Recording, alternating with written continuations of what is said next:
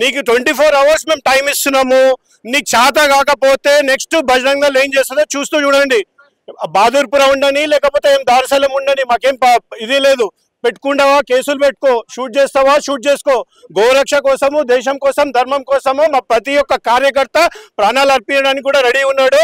ఇవాళ ఆయన గన్ ఏదో వాడేమో అనుకుంటున్న ఇబ్రాహిం గారు షూట్ చేయగానే గోరక్షకులు రారని చెప్పి ఇంకా వేల మంది వస్తారు రోడ్ మీదకి.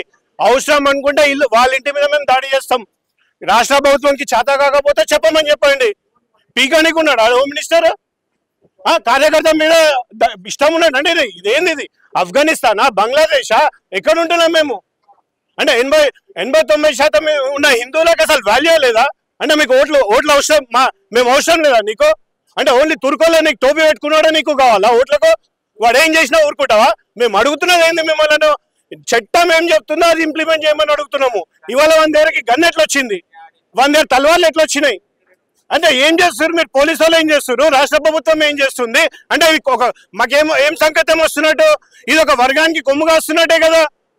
మేము అల్టిమేట్ గా ఒకటే చెప్తున్నామండి, 24 hours టైం ఇస్తున్నాము. కాని పక్షంలో బజరంగ దళ్ కార్యకర్త ప్రతి ఒక్క కార్యకర్త రోడ్డు మీదకి వస్తాడో ఏం చేయాలి, ఏమవుతుందో చూసుకోండి మీరుగా.